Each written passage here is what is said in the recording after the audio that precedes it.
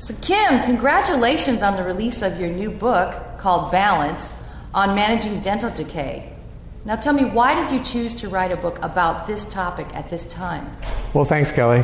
You know, right now we have an epidemic of dental caries, tooth decay in the United States. It's the number one disease in children in the U.S. It's affecting adults. It's a real issue for our seniors. And by and large, dental caries is a preventable disease. It results from an imbalance between the risk factors that cause the disease and then the protective factors that keep people healthy. And so, you know, I've been doing drill and fill dentistry and teaching brush and floss for, you know, the majority of my career, and I saw that my patients continue to get cavities. And so I really wanted to investigate, well, how can we change that and how can we solve that problem? So for the last 12 years of my life, I've really looked at how do we fix this, how do we help people and get them healthy. And the best way to do that is through a risk assessment-based model, and we call that CAMBRA, Caries Management by Risk Assessment. And I'm happy to report that almost all the dental schools in the United States and a large number of my colleagues are now practicing with CAMBRA, and it really gives us an opportunity to find those, identify those particular risks for each person, and then we can target some strategies in terms of their risk factors and also some therapeutic products to help them get healthy and then stay healthy. Boy, that's pretty exciting, because we know caries is over 85% of the population at some point in their life is going to deal with that. So tell me, how has this affected your work clinically? What do you see happening on the daily practice with implementing this type of CAMBRA? Well, I'll tell you, Kelly, the interesting thing for me is this is really, I think, it comes down to this changes people's lives. Like being able to get somebody healthy, it's a life-altering experience for them. I see so many patients that are in crisis. They're, you know, about to lose their teeth. They've had a lifelong problem with tooth decay, and so there's a lot of guilt and shame and emotional baggage attached to this disease, and particularly the emotion of potentially losing all of your teeth. That's a real serious issue for people. So I see people in crisis, and I would tell you that I mean, just like last week, I saw a young woman who had been recommended to have all of her teeth extracted and have dentures. And I had the opportunity to sit down with her and look at all of her risk factors, identify exactly what was causing her disease, show her how that we could help her get healthy. And I mean, she was so excited. There were hugs and tears, and you know, that's how this really affects people, and that's how it's affected my practice. And I have to tell you, I mean, I get up every day and get to come to my office and get to make that kind of difference in people's lives. And I can't imagine doing anything else. Wow, that's exciting to see people's lives change like that.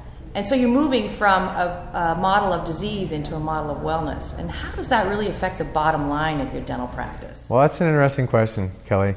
And I would tell you that I've been busier than ever. And I have routinely have patients driving from out of town, driving from out of state to be able to come see me. Patients want, I mean, the message is clear. Patients want wellness. They want health. And so they make the trip necessary to go see if they can find that. Dr. Barkley tried to teach us in the 70s that patients don't really pursue a lot of restorative dentistry until they stop getting cavities. Like the first thing that we need to do is get them healthy. And the interesting thing for me is once I've been able to help patients get healthy, the first thing they want to do is have the extreme makeover. Now I want that beautiful smile that I've always dreamed of, and now I have the confidence that it's going to last. And so, you know, the timing for this book right now, I've been teaching for the last 12 years kind of the scientific message. Here's why you should do this, you know. And what was really missing, I think, in the entire landscape was the real how-to. How do you actually take this scientific knowledge, reduce it to practice, and do it clinically every day to help people? So Bob and I wrote this book now with the hope that it would really be a guide for other dental professionals and patients so they could experience what I get to experience every day. Well, great. I noticed at the end of the book you have a lot of resources listed. So really, what is the science and the research behind this method? The research goes back a long ways. The whole risk assessment model in healthcare is well established and validated. We've validated, Dr. Featherstone has validated through his research all of the risk factors associated with this disease and that whole concept of the caries balance. And so there are almost every aspect of this has had some scientific research in it, both in clinical studies and laboratory studies. So it's well researched. We included all those references at the end of the book. We want people to know that there's a science behind this and that we want to help them understand it. Well, it's just exciting. Thank you, Dr. Cooch. Well, thank you, Kelly. Thanks for being here. So Bob, your book, Balance, is written both for the patient and the dental practitioner. And in most medical wellness books, it's really written for one audience or the other.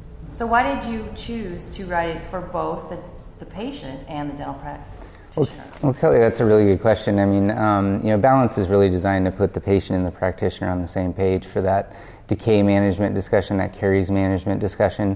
Right now the average patient's caries management program is to take a walk down the dental aisle at the supermarket and choose products based on advertising that they've seen or their favorite flavor. But patients really can't identify some of the specific risk factors, such as do they have a biofilm challenge driving their disease? Is there a salivary dysfunction issue? And the dental practitioner really needs the patient to understand what the risks are based on the choices that they make. The average high extreme risk patient has an 88% chance of new decay in the next 12 months if they make no changes. So Balance is really there to act as a guide when they're making those choices. Does the patient want to make behavioral changes? Does the patient want to add protective factors? So Balance is there to kind of make them a team. Well, congratulations, Bob, on your new book. It's very exciting, and I wish you all the success in the world. Well, thank you, Kelly. We're really excited too, and we just can't wait to get the book out in the hands of patients and practitioners that need it.